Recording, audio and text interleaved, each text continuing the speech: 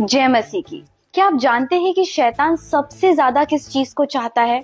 आपके फाइनेंसेस को गिराना, आपकी हेल्थ को खराब करना। ये तो सारे उसके तरीके हैं।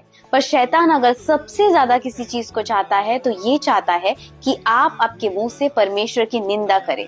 अय्यूब की कहानी में देखें तो शैतान जब परमेश्वर के पास जाता है, कहता है कि अय्यूब से तू ये ले ले, मतलब देख वो तेरे मुंह पे तेरी निंदा करेगा। अय्यूब के साथ तू वो कर, मतलब देख वो तेरे मुंह पे तेरी निंदा करेगा।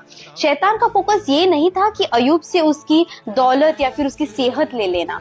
शैतान का फोकस ये था कि कुछ भी हो जाए, बस अय्यूब जो है परमेश्वर के विरोध में बात करे। हम बहुत बार कहते हैं कि हम तो परमेश्वर के विरुद्ध में बात नहीं करते, पर आज मैं आपको ऐसी 4 चीजें बताने वाली हूँ जहाँ कहीं ना कहीं परमेश्वर की निंदा होती है।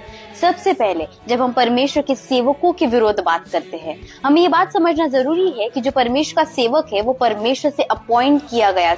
रोमियो की पत्री 14 और 4 में इस प्रकार से लिखा गया है कि दूसरों के सेवक पर तू क्यों दोष लगाता है? उसे स्थिर रहना या गिर जाना, ये सब कुछ उसका संबंध अपने सेवक के साथ है। आज मैं एक बात बताना चाहूंगी कि परमेश्वर के सेवक परमेश्वर के द्वारा नियुक्त किए गए हैं। अगर दाऊद का एग्जाम्पल ले तो शाऊल दाऊद को मारने के लिए पीछे पड़ा था, पर दाऊद पता है क्या कहता है कि मैं शाऊल पर अपना हाथ नहीं उठाऊंगा क्योंकि वो परमेश्वर का अभिषिक्त सेवक है।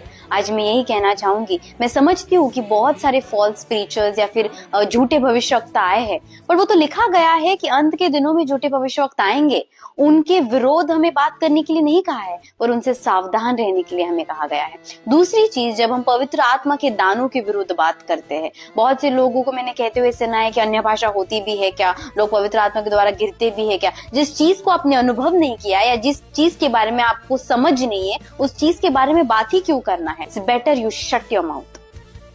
तीसरी चीज जो है, जब हम परमेश्वर की तरफ से आए हुए डिसीजन को डिसएग्री करते हैं। बहुत से लोग परमेश्वर से झगड़ते भी है। भले हम कौन है परमेश्वर से झगड़ने वाले, उसने तो हमें बनाया हुआ है। रोमियो की पत्री 9:30 में इस प्रकार से लिखा गया है कि भला तू है कौन है मनुष्य जो परमेश्वर से सामना करे। हम कोई नहीं होते कि परमेश्वर के साथ झगड़े या परमेश्वर को ब्लेम करे, क्योंकि वो जो भी योजनाएं करता है वो अद्भुत और उत्तम होती है। आखिरी चीज, ह्यूमर, मजाक। आज शैतान ने बहुत सारे युवाओं को पकड़ा है कि उनके द्वारा परमेश्वर की निंदा कर सके।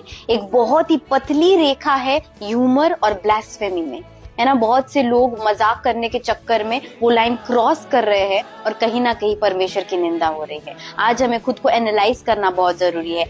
वचन इस प्रकार से कहता है, पहले पत्रस इसका 5 और 8 में, सचेत रहो, सावधान रहो, क्योंकि तुम्हारा विरोधी शैतान गरजने वाले सिंह के समान आया है।